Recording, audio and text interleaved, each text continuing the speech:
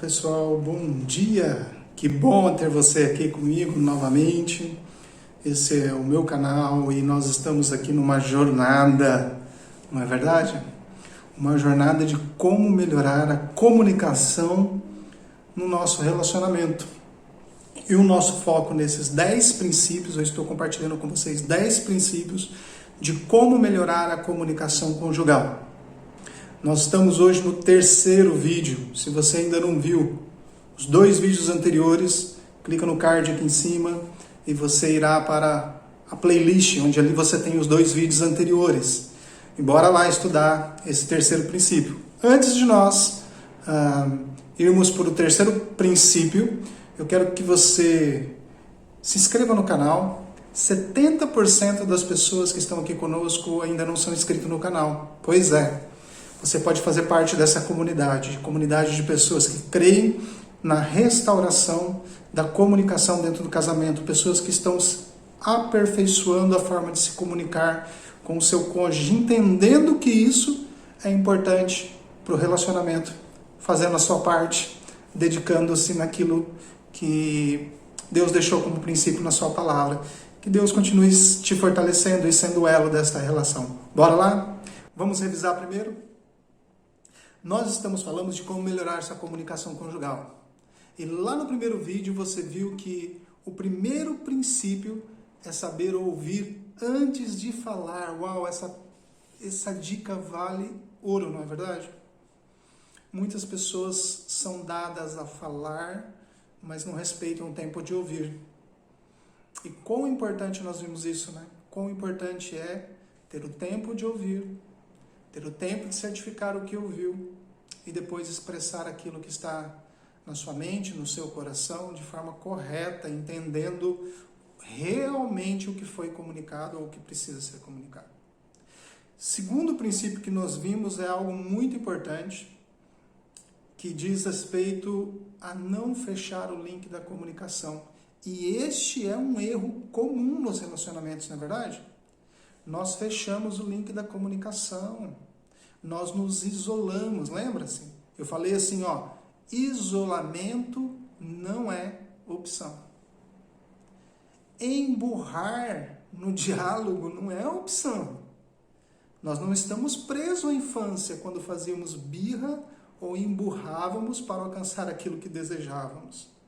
Nós estamos em uma maturidade de relacionamento e temos que deixar as coisas de meninos e meninas para trás.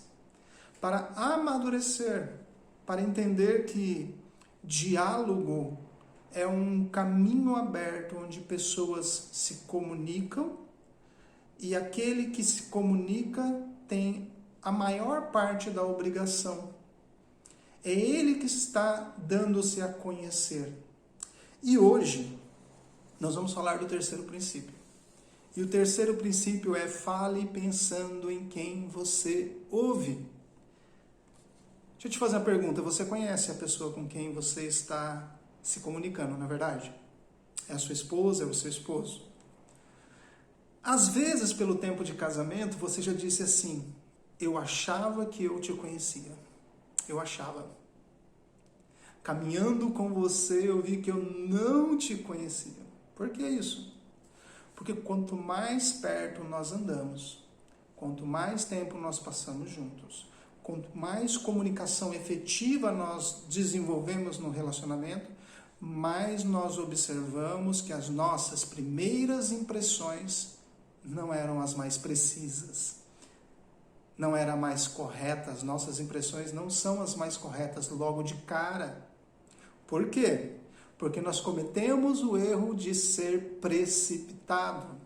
Julgamos o livro pela capa. Olha que interessante. Quando eu penso em quem eu estou falando, as minhas palavras têm um objetivo muito claro. E o objetivo é ser conhecido pelo outro e conhecer o outro. Basicamente, esses 2 princípios é o que rege a comunicação conjugal. Dar-se a conhecer, ser conhecido. Receber informação do outro para conhecer o outro e ter prazer em descobrir quem o outro é verdadeiramente. Descobrir os seus pontos fortes e descobrir os seus pontos fracos. Descobrir os seus pecados e descobrir os seus santos desejos. Descobrir quem verdadeiramente é. Nos vermos desnudos frente ao outro. E essa palavra aqui é uma palavra de transparência. Ser transparente, ser realmente quem nós somos, com as características já transformadas pelo Evangelho e com aquelas outras que ainda não alcançaram sua plenitude. Você está se relacionando ainda, presta atenção, lembra o que eu falei no vídeo passado, se fosse fácil se comunicar de forma correta, todos fariam. Não é fácil. Por que, Gustavo? Em primeiro lugar, nós estamos tratando com pessoas imperfeitas. E nós não somos perfeitos. Esses dias aconteceu algo interessante aqui em casa, algo muito bacana.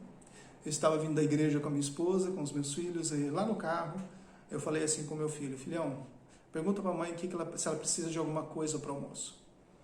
E a resposta da minha esposa foi: sim, pode trazer algo, o cardápio, sei lá, um macarrão, alguma coisa. E eu fui a um lugar aqui perto, comprei as refeições e trouxe para casa e nós sentamos na mesa e comemos. Depois nós fomos verificar o que aconteceu na comunicação. Olha o que aconteceu. A minha pergunta foi uma pergunta de gentileza de quem está fora de casa. A pergunta assim: precisa-se de alguma coisa? Como se fosse uma salada, uma água, uma carne, algum item que precisa ser feito. O entendimento do meu filho e da minha esposa foi: precisa que a gente compre o almoço? Quer dizer, trazer algo de fora para que nós possamos almoçar? A comunicação não foi clara. A pergunta é: de quem é a culpa? A culpa é minha. Eu não me comuniquei de forma suficientemente clara. O que eu resolvi fazer? Fui lá e comprei o que precisava ser comprado. E depois, na mesa, nós falamos sobre este entrave na comunicação. Não para gerar uma discussão, mas para gerar uma correção futura, para que depois não se gere estranheza, brigas ou desentendimentos. Isso é comum. Isso é comum porque nós estamos falando de pecador para pecador, de pessoas imperfeitas para pessoas imperfeitas. E quando eu entendo isso, olha que genuíno pensar em quem está te ouvindo. Se eu estou falando de imperfeito com imperfeito, eu sei que as minhas palavras podem não ter sido tão claras como eu quis comunicar. Eu sei que o entendimento do outro também pode ter sido prejudicado pela forma com que eu falei ou pela circunstância em que ele ouviu. Às vezes ele ouviu não concentrado, às vezes ele ouviu não dedicando total atenção, às vezes ele não prestou atenção na construção da informação. Mas vamos pensar de uma forma ainda mais limitada, uma forma mais delimitada, para ser mais específico. Você já leu o livro de Provérbios, correto? Lá em Provérbios 15, versículo 23, o sábio Salomão diz assim: o homem que se alegra em dar respostas adequadas e a palavra a seu tempo, quão boa é. Percebe as primícias de se comunicar de forma efetiva ou da melhor forma possível? Em primeiro lugar, é preciso responder e responder de forma adequada. Isso é muito importante. Guarde isso no seu coração. Quando eu me comunico pensando em quem me ouve, há uma importância de responder de forma adequada. Quando eu ouço o que o outro diz, é preciso que a minha resposta vá de acordo com o que ele expressou, de acordo com as necessidades dele, de acordo com o coração dele. Uma resposta construída pensando no outro é extremamente poderosa. O texto de Provérbios diz que o homem se alegra em dar resposta. É bom dar respostas, não é verdade? É bom ter o que dizer a quem pergunta para nós. Nós ficamos satisfeitos em ser ouvido pelo outro. Nós nos alegramos quando o outro quer nos ouvir, quando ele espera de nós uma opinião, ou quando ele espera de nós uma resposta de alguém que está qualificado a orientá-lo em uma decisão a ser tomada. Nós gostamos disso. Isso é poderoso em nós. E às vezes a gente até faz uma palestra numa resposta, né? A gente se alonga na resposta. Mas quão bom é que isso seja feito no tempo certo. Isso não sendo feito de forma mecânica. Isso não sendo feito de forma em que eu seja o foco. Porque senão a resposta sempre será autocentrada. Mas quando os meus olhos estão voltados para o outro, eu entendo que é importante dar a resposta adequada para a pessoa que eu amo e não ignorar as necessidades e angústias do seu coração, expresso em uma pergunta que pode servir de orientação, que pode servir de cuidado, que pode servir para preencher um vazio de insegurança. Não sei vocês, mas há esposas que quando vão comprar uma roupa, gostam de comprar essa roupa acompanhado do marido. E ela espera dele um olhar de quem diz, ok, essa roupa ficou maravilhosa em você, eu levaria essa roupa. Mas há maridos que fogem dessa responsabilidade e a resposta é você que sabe, você decide. Mas quando há uma insegurança, não é você decide, você que sabe, mas a resposta adequada no devido tempo, quão boa ela é. E às vezes ela não é boa para você só. Ela também vai ser boa para você, porque sendo bom para o outro, ela acaba sendo boa para você. Mas quão bom ela é para o outro, porque dá a ele a segurança necessária para caminhar naquilo que ele está pensando em caminhar, nas decisões que ele está pensando em tomar. Ou você ou eu nunca procuramos uma opinião para termos segurança naquilo que devemos fazer. Isso é perigoso, quando nós andamos sem ter conselheiros. E no lar é normal que o marido e a mulher se vejam como uma palavra de conselho, uma palavra de confirmação, uma palavra de afirmação, um para o outro. O líder servo, no papel do marido, e a auxiliadora idônea, se comunicando acerca das suas tarefas, porque elas são construídas para a glória de Deus e elas são construídas em honra um para o outro. Se eu parto do princípio do isolamento, da ruptura da comunicação, toda a comunicação ela é autocentrada, ela é vaidosa. Ela acaba, ao invés de construir a casa com as suas próprias mãos, ela acaba sendo a ruína da casa. Quando o marido não é o protetor adequado do lar, ao invés de construir uma casa sólida sobre princípios firmes, arraigados na verdade, ele deixa o seu lar, abandona o seu lar ao cuidado de outros.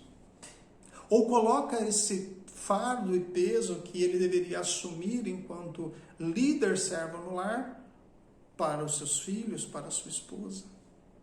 Mas se Deus nos deu papéis distintos, é para que nós possamos honrá-lo e honrar a Deus servindo ao próximo como um servo que é capaz de cuidar e proteger esposa e filhos. Isso é muito importante. Deixa eu ir aqui para as minhas anotações para a gente ser bem cirúrgico no que precisamos falar. Há palavras, você deve ter percebido isso lendo o texto, há palavras que elas são fora do tempo.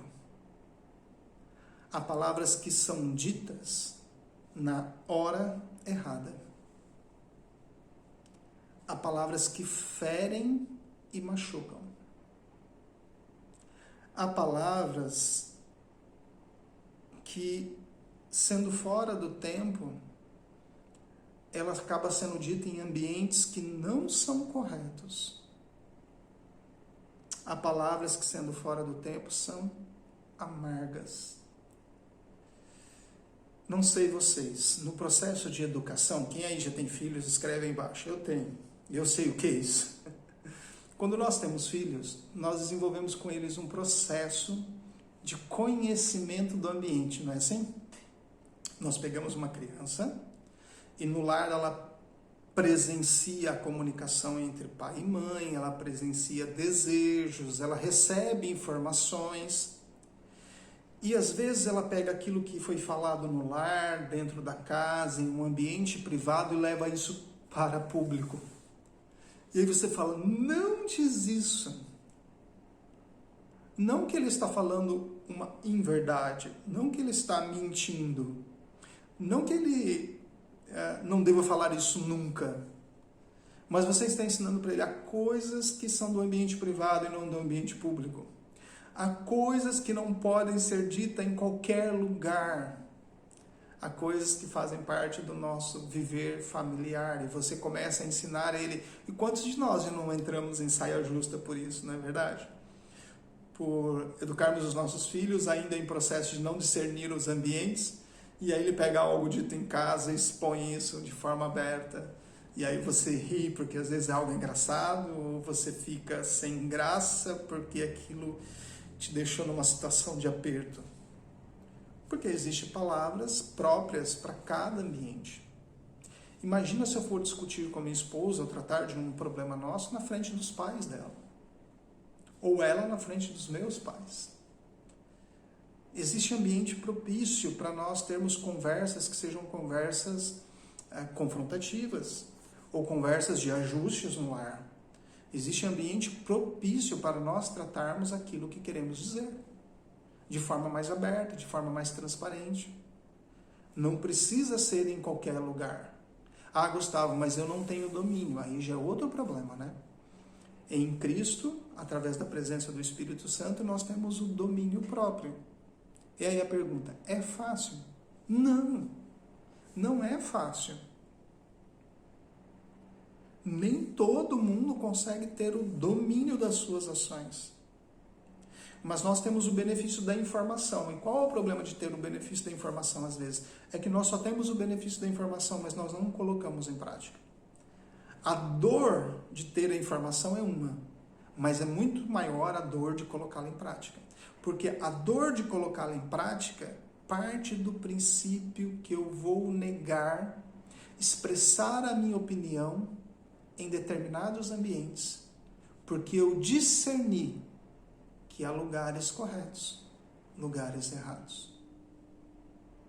Eu discerni que eu não vou expressar isso com as primeiras palavras que me vieram à mente, mas que isso vai passar por um filtro do centrado em Cristo, o filtro da palavra, para que eu possa expressar a minha dor, os meus sentimentos, as verdades que estão latentes no meu coração, de forma que possa ser edificado um lar mais saudável, passo a passo, para que eu não seja instrumento de destruição e de divisão do meu lar. Eu preciso entender que muitas vezes a palavra fora do tempo, ela vai expressar ira e amargura. E palavra de ira não vai resolver o problema. Palavras amargas não vão resolver o problema. Não é a forma mais sábia de nós resolvermos um problema. Então, Gustavo, qual é? E a resposta está no texto que nós acabamos de ler. A metodologia que eu gosto de seguir e aplicar na minha vida é assim. Não fale a primeira coisa que te vier à mente. Segura. Pense sobre o que vai ser falado. Filtre aquilo que vai ser falado pelos filtros do Evangelho.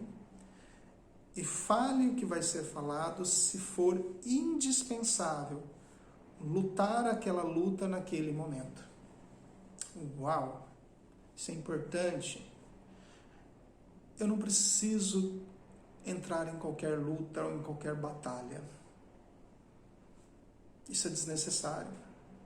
Eu posso escolher pontos centrais, aqueles pontos onde eu vou empenhar maior esforço, porque eles são mais necessários. São eles que corroem o nosso relacionamento. São eles que destroem a nossa comunicação. São eles que impedem com que a gente se aproxime mais. Esses eu vou atacar. Os que são secundários, questão de gosto, questão de personalidade, onde há atrito, porque um é mais expansivo, o outro é mais fechado, isso eu vou tratar em um outro momento. Mas agora eu preciso tratar os inimigos maiores, eu preciso lutar as batalhas maiores, eu preciso investir o meu tempo, aquele tempo que eu tenho com a pessoa que eu amo, para ajustar princípios maiores. Eu vou apertar os parafusos que dão sustentação. Você já montou uma mesa? Eu tive a experiência, quando eu saí do Brasil, de comprar muitos móveis que os caras não entregam montado. E aí, eu recebi uma vez 3 mesas em casa. Era uma para cada quarto. Né? Quarto da Isa, quarto do Luke e o meu. E nenhuma delas veio montada. Nenhuma dessas mesas vieram montada. O que eu fiz? Abri o manual. Eram mesas, 2 eram iguais, uma era um pouco diferente. Mas o princípio era o mesmo. Você encaixa as peças principais e você coloca as peças de sustentação. Depois que você colocou os parafusos de sustentação, aí você começa a apertar os parafusos menores, colocá-los no lugar. E aí você vai encaixando um por um. Aí o esqueleto fica todo montado. Aí você vai encaixando os periféricos. É disso que nós estamos falando. É montar as bases da comunicação através dos princípios fundamentais. Esses 10 passos que eu estou falando aqui com vocês são os princípios. Esses vão formar a estrutura para uma boa comunicação. E aí, às vezes, você diz assim, né? Puxa, será que eu consigo? Olha, eu não conheço pessoas que praticaram esses princípios, comprometidas 100% com a melhora da comunicação no seu casamento e que entregaram todo o seu esforço necessário para uma boa comunicação, que não tiveram resultado de melhoras. Gustavo, eu vou ter uma comunicação perfeita? Não. Você não terá uma comunicação perfeita, não é isso. Mas é de você melhorar exponencialmente a sua comunicação. E aí depois, as pecinhas menores, você vai ajustando aquelas batalhas que forem necessárias serem confrontadas. Então a palavra no tempo é muito melhor, é muito boa do que a palavra dita fora do tempo. É melhor a palavra no seu contexto do que a palavra tirada do seu contexto. Muitos de nós aqui vamos nas nossas igrejas. E quando alguém está expondo as escrituras e ele tira o texto do contexto, você identifica rapidamente, uau, isso não tem nada a ver com o texto. Não é verdade? E aí você fica, não é o texto sendo exposto. Você identificou. Então, quando nós usamos uma palavra fora do contexto, ela é prejudicial, ela tira a atenção, ela não exerce o foco de comunicar de forma corretamente, ela pode trazer até brigas e desentendimentos, mas a palavra no seu contexto, a palavra no tempo, ela é boa. Nós temos paciência para construir comunicação com algumas pessoas e com outras não. Sabe por que isso acontece? Porque nós não discernimos a palavra no seu tempo. Então, com uma criança, nós comunicamos algo para ela na linguagem que ela entende. E nós construímos com ela um campo de conhecimento. E você vai dando para ela novas peças conforme ela sabe montar esse quebra-cabeça da comunicação. Você não espera dela uma resposta perfeita de algo que ela não compreende. E você não utiliza o mesmo linguajar com ela do que você utiliza com outras pessoas. No relacionamento, a mesma coisa. Um casal com 25 anos de casado e um casal com 1 ano de casado possui princípios da comunicação, de atritos ou de ajustes totalmente diferentes. A caminhada de 25 anos nem sempre trará coisas perfeitas, ele pode trazer acomodação. E acomodação muitas vezes significa assim, eu desisti de praticar esses princípios. E essa não é uma opção. Não é uma opção válida desistir de quem amamos. Não é uma opção válida desistir de uma comunicação biblicamente orientada.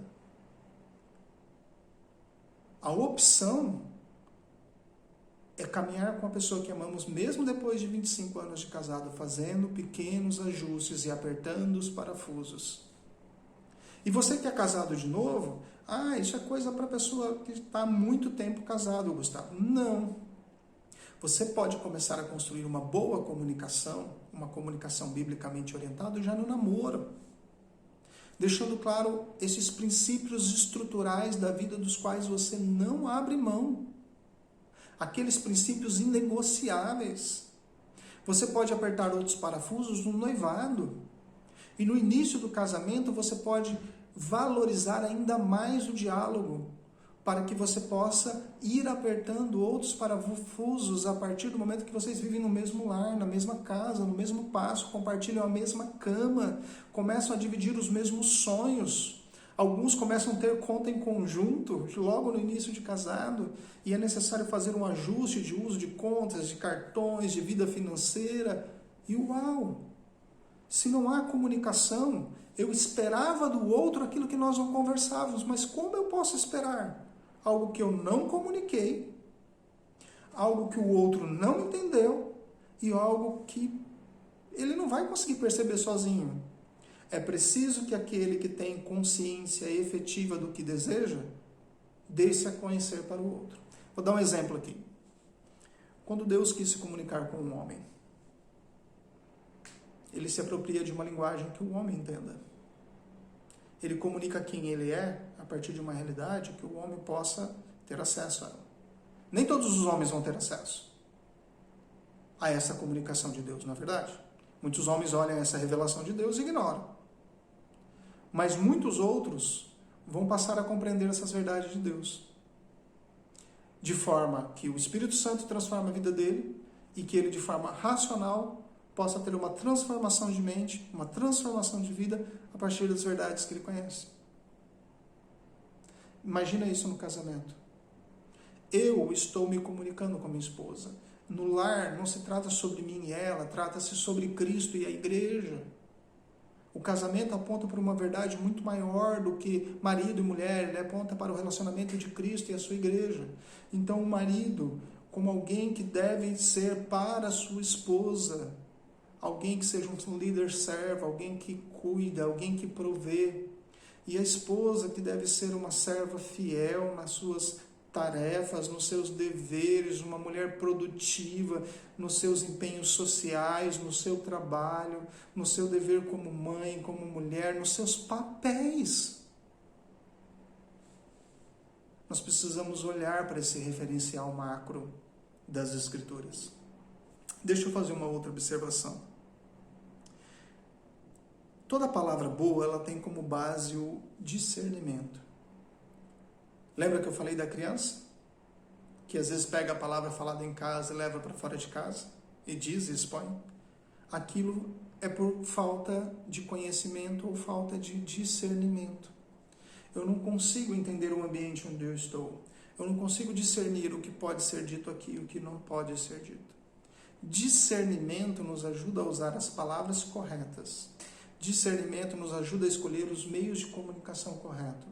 Discernimento nos ajuda a entender o que o outro compreendeu daquilo que eu disse de forma correta, para que eu possa ir apertando esses parafusos da comunicação até que ele possa me entender o mais preciso possível. Aí eu vou diminuindo o ruído da comunicação. Nós vivemos em um ambiente de comunicação acelerada, né? Eu não tenho mais tempo para nada. Muitos do que estão vendo esse vídeo aqui não vão chegar a esse ponto. Sabe por quê? Questão de comunicação acelerada. Eu não tenho tempo para nada. O tempo voa. E aí eu preciso de coisas estilo miojo, assim. Eu vou passando o dedo e vou olhando os vídeos, 10, 20, 30 segundos, e aí eu passo porque eu não tenho tempo a perder. Mas eu sou capaz de ficar 2 horas ali vendo coisas que não produzem nada para mim, não constroem nada para mim. E nós estamos falando de coisas que vão construir um relacionamento duradouro, porque são princípios que eu posso praticar. Discernimento é entender que eu preciso investir tempo naquilo que é prioridade para mim. Veja, alguém que diz, olha, a prioridade para mim é conhecer a minha esposa, mas não dedica tempo para ela, as palavras estão diferentes das ações. E possivelmente as ações estão dizendo aquilo que é mais verdadeiro do que a palavra está dizendo. Porque as ações estão mostrando onde verdadeiramente está a prioridade dele. Onde está o teu tesouro, ali está o teu coração. Se eu digo que algo é prioridade para mim, eu invisto tempo naquilo, eu invisto recurso naquilo. Quanto tempo você tem gastado com comunicação com seu esposo e com sua esposa? Quanto tempo do dia? Qual a qualidade dessa comunicação? Quais são os momentos? Às vezes eu vejo que o discernimento entra muito aqui, ó. Mesa, refeição, é um ambiente de compartilhar e dividir. Não é ali o momento de conversas muito espinosas. Vai dando até indigestão, né? Há momentos propícios, há hora específica, eu preciso ter discernimento. Ela está no momento com pessoas amigas, ele está no momento de uma atenção com o trabalho. Esse não é o momento em que eu vou interrompê-la ou interrompê-lo para tratar desse assunto. Eu vou esperar a hora correta. Gustavo, mas eu não sei esperar. O meu problema é não saber esperar. Então, aí é outro problema que nós precisamos resolver. Há várias pessoas como você e eu que não sabíamos esperar. Mas é possível aprender a esperar. É possível. É possível se organizar internamente para frear os impulsos e dizer, ok, eu preciso achar a hora adequada para falar desse assunto. Eu posso até dar uma prévia. Olha, eu quero falar com você na hora que você tiver um tempo adequado, o assunto seria tal. Então, quando você tiver um tempo, nós precisamos conversar. E se o outro é prioridade para mim, e se eu sou prioridade para o outro, vai surgir esse tempo de acordo, porque ambos vão estar interessados na comunicação. Ok? Nós estamos falando aqui de ambientes onde os dois estão comprometidos a se conhecer. Eu não estou falando aqui daqueles extremos, sabe aqueles extremos? Onde um quer se comunicar, mas o outro não quer nem ouvir, não está nem aí. Eu só quero pontuar uma coisa sobre isso. Muitas vezes o motivo do outro fugir da comunicação e dos esclarecimentos é medo. O segundo é porque ele já tentou entender, mas ele não entendeu nada do que foi dito. Ele está incapacitado, ele diz, eu não consigo entender. E quando eu não estou capacitado para entender alguma coisa, eu tenho reações. Ou eu me dedico e me empenho para compreender, ou eu fujo daquilo. E não me exponho mais. E guardo o meu coração. Isso pode estar acontecendo. Eu não estou esgotando aqui o assunto, só estou dando ali uma dica. Tudo bem? Bom, outra coisa que eu gostaria de tratar é que o respeito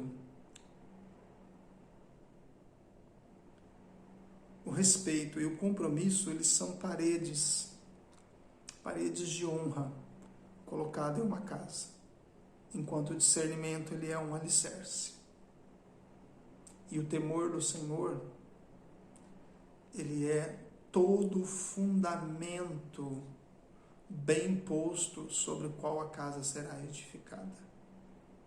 Se não houver temor do Senhor, eu não vou buscar conhecer o outro.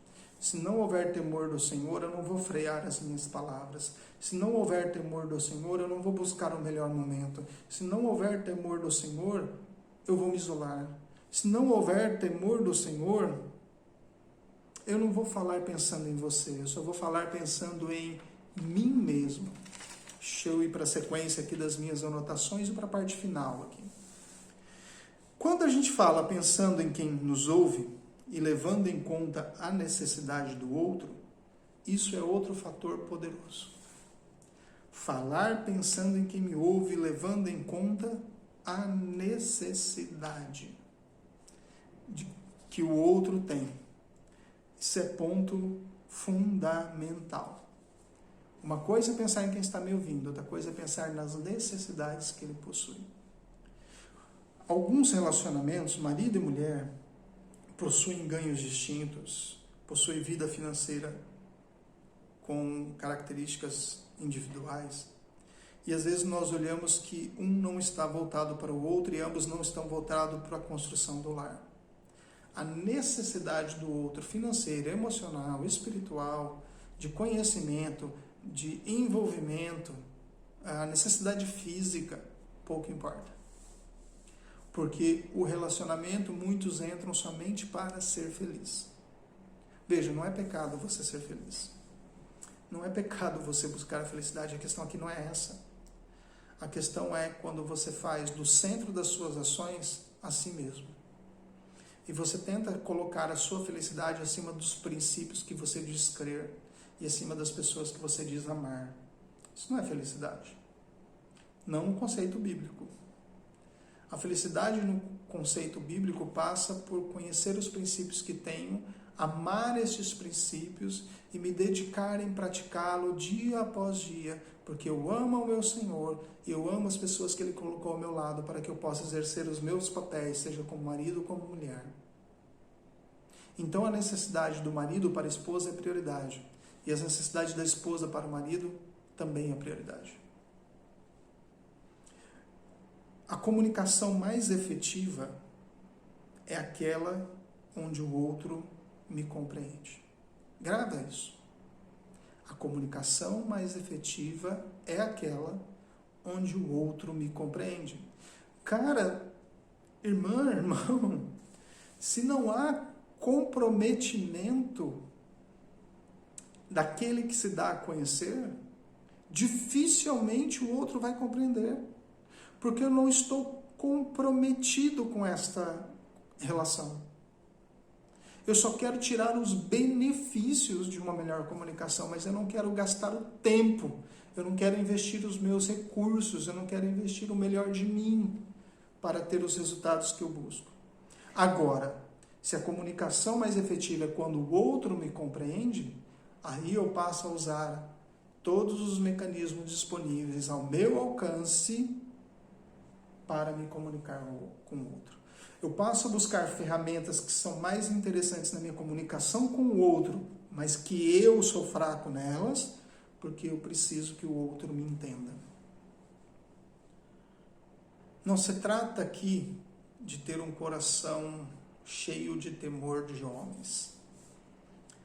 Trata de usar os princípios da palavra, o temor ao Senhor, para que o relacionamento entre pessoas que são, em primeiro lugar, irmãos e irmãs em Cristo, em um relacionamento conjugal, possa ir no encontro aos princípios do seu Senhor. E que a distância entre eles cada vez mais vai diminuindo. A comunicação mais efetiva é construída sempre em um ambiente de confiança. Se eu não confio em quem está falando comigo, ou se eu não confio na pessoa com quem eu estou falando, acabou. A comunicação não vai atingir sua efetividade. Eu só tenho uma comunicação melhor, uma comunicação coerente, uma comunicação realmente boa, se existe o princípio da confiança. Objetivos íntegros alcançados de forma íntegra. Não use jeitinhos na comunicação. Não se iluda achando que mentiras irão construir comunicações adequadas e que elas nunca serão descobertas. A integridade, quando rompida, se o outro ler que o seu interesse é você mesmo, se o outro entender que a comunicação sua é para os seus próprios interesses, você rompeu o laço de integridade e de confiança.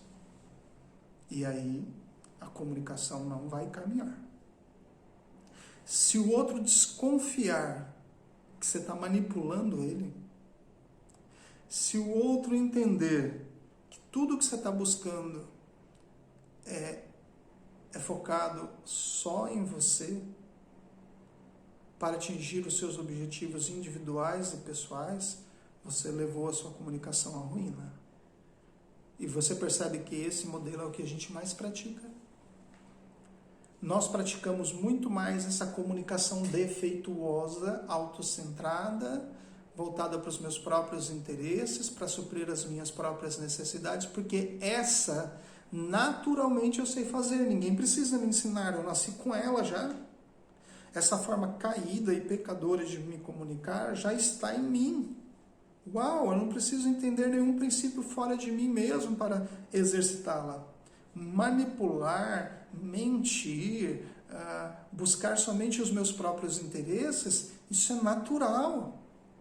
Mas construir essa comunicação, Gustavo, que você está falando aqui, que é falar pensando no outro, levando em consideração a necessidade do outro, falar pensando em quem me ouve, isso dá muito trabalho. Dá trabalho. Casamento dá trabalho, comunicação dá trabalho, ajuste dão trabalhos. Mas se essa é a minha prioridade, eu vou colocar todos os meus esforços por aí. Bom, eu queria te agradecer por esse tempo, eu queria parar por aqui. Mas a comunidade continua ativa. Você pode deixar o seu comentário, eu vou ter prazer em responder o seu comentário. Escreva embaixo a sua pergunta ou aquilo no que foi falado que você mais tem dificuldade, e será um privilégio interagir com vocês. Um abraço, fica com Deus, Deus te abençoe e até o quarto passo.